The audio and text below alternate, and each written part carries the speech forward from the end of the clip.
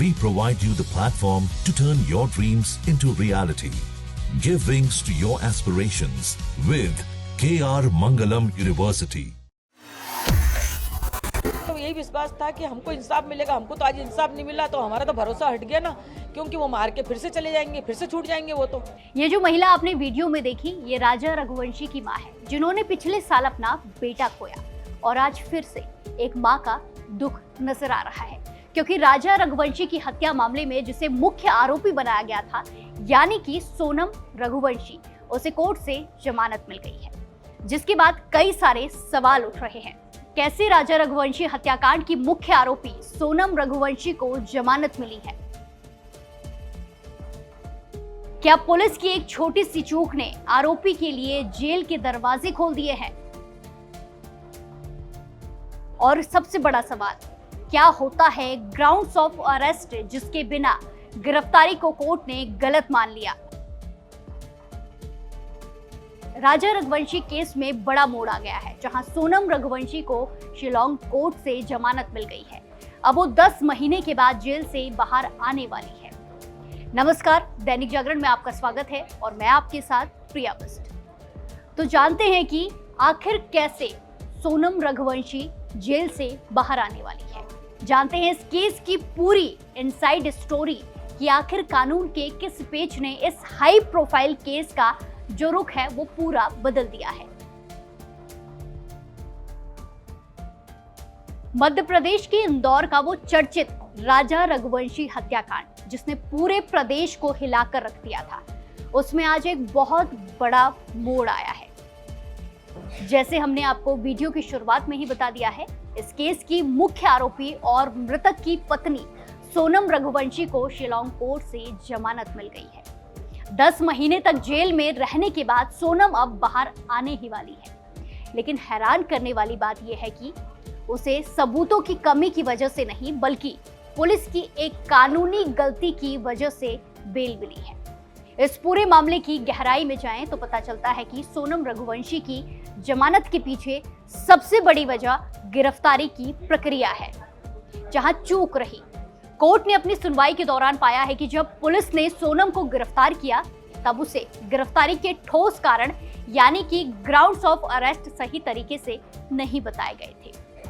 कानूनी दस्तावेजों में सिर्फ एक साधारण चेकलिस्ट या फॉर्म भर दिया गया था, जिसमें ना तो अपराधी की धाराओं जैसे कि धारा 103 बीएनएस का साफ जिक्र था और ना ही उन आरोपों के सबूतों की जानकारी थी।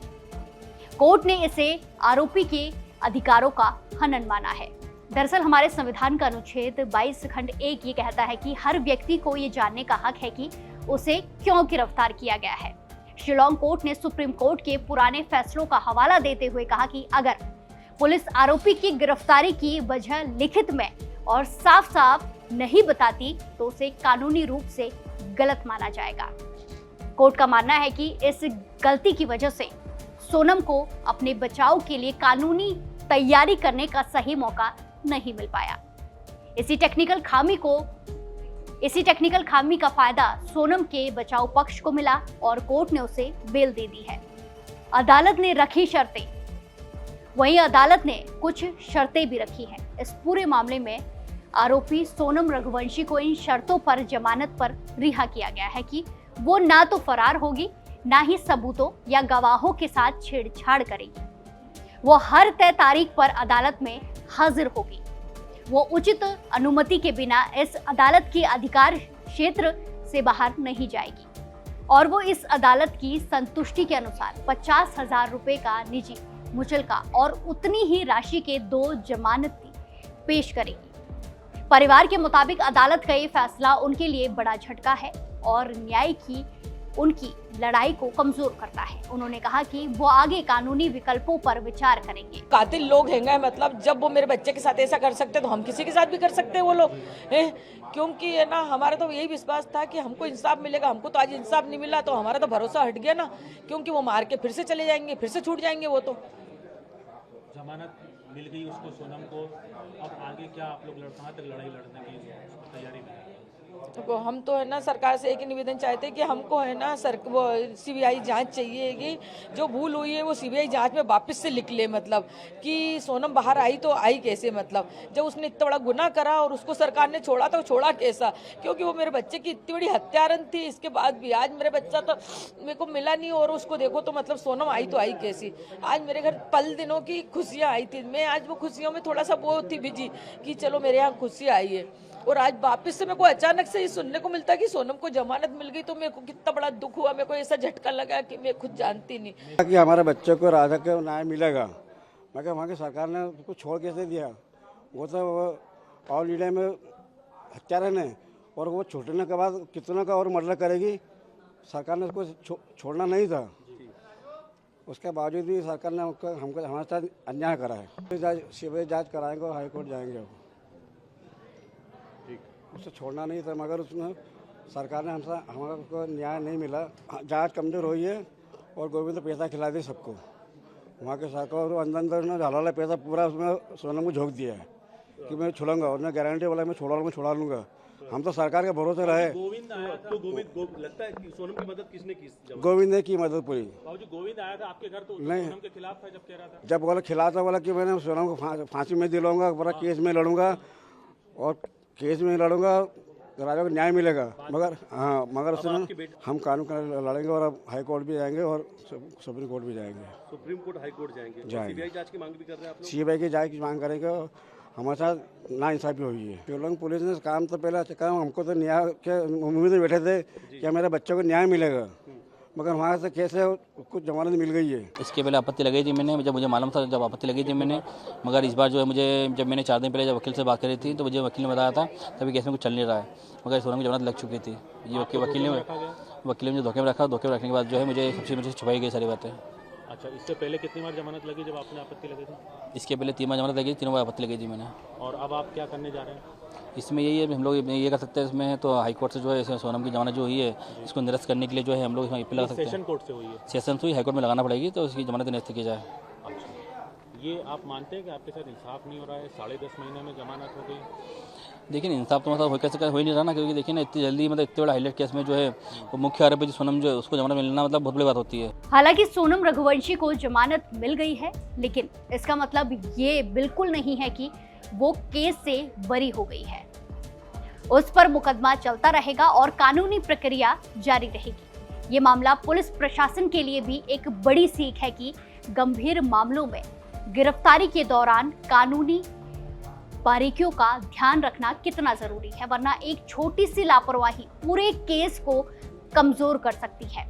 सोनम पर अपने पति राजा रघुवंशी की हत्या की साजिश रचने का आरोप है और वो इस केस की मुख्य आरोपी मानी जाती रही है। लंबे समय से वो शिलोंग की जेल में बंद थी और लगातार जमानत के लिए प्रयास कर रही थी। इस मामले में अन्य आरोपियों लोकेंद्र सिंह, बलबीर और शिलोंग जेम्स को पहले ही जमानत मिल चुकी है। राजा रघुवंशी हत्याकांड ने पूरे देश में सनसनी फैला दी थी। ये मामला मध्य प्रदेश के इंदौर निवासी राजा रघुवंशी की कथित हत्या से जुड़ा हुआ है, जिसमें उनकी पत्नी सोनम रघुवंशी को मुख्य आरोपी बनाया गया है। इस हत्याकांड ने अपने सामने आने के बाद व्यापक सुर्खियां बटोरी थी और जांच के दौरान कई चौंकाने वाले पहलू भी सामने आए थे। जानकारी के अनुसार राजा रघुवंशी और सोनम रघुवंशी की शादी 11 मई 2025 को हुई थी। शादी के कुछ ही दिनों बाद 21 मई को दोनों हनीमून के लिए मेघालय के शिलोंग पहुंचे।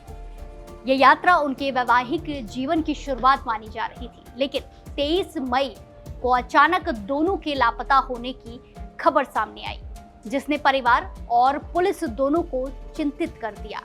लंबी तलाशी के बाद 2 जून 2025 को करीब 10 दिन बाद पुलिस ने लगभग 30 फीट गहरी खाई से राजा रघुवंशी का बुरी तरह शत-विशत शव बरामद किया। शव पर धारदार हथियार से हमले किए गए थे, जिससे ये स्पष्ट हो गया कि ये सामान्य एक दुर्घटना नहीं है, बल्कि सुनियोजित प्लानिंग के साथ ये हत्या की गई थी। उस समय सोनम का कोई पता नहीं चल रहा था, जिससे संदेह और गहरा हो गया। इस बरामदगी ने पूरे मामले को हत्या की दिशा में मोड़ दिया। जांच के दौरान पुलिस ने कई अहम सुराग भी जुटाए, सबूत भी जुटाए, जिसके आधार पर सोनम रघुवंशी को मुख्य आरोपी माना गया। इसके बाद 9 जून 2025 को उत्तर प्रदेश के गाजीपुर से सोनम रघुवंशी को पुलिस हिरासत में लिया गया। उसने सरेंडर किया। पूछताछ और सबूतों के आधार पर उसे गिरफ्तार कर शिलांग में ले जाया गया, जहां वो न्यायिक हिरासत में जेल में बंद थी। पुलिस हिरासत में पूछताछ के दौरान कई चौंकाने वाले खुलासे हुए। इसी पूछताछ के आधार पर आकाश, आनंद और विशाल नामक 3 अन्य आरोपियों को गिरफ्तार भी किया गया। जांच एजेंसियों के अनुसार सोनम का राज कुशवाहा नामक युवक से कथित प्रेम संबंध था। हालांकि उसके परिवार ने इस दावे को स्वीकार नहीं किया, इसको खारिज किया। पुलिस का आरोप है कि इसी रिश्ते के चलते हत्या की पूरी साजिश रची गई। अब अदालत द्वारा जमानत दिए जाने के बाद इस मामले पर फिर से चर्चा तेज हो गई है।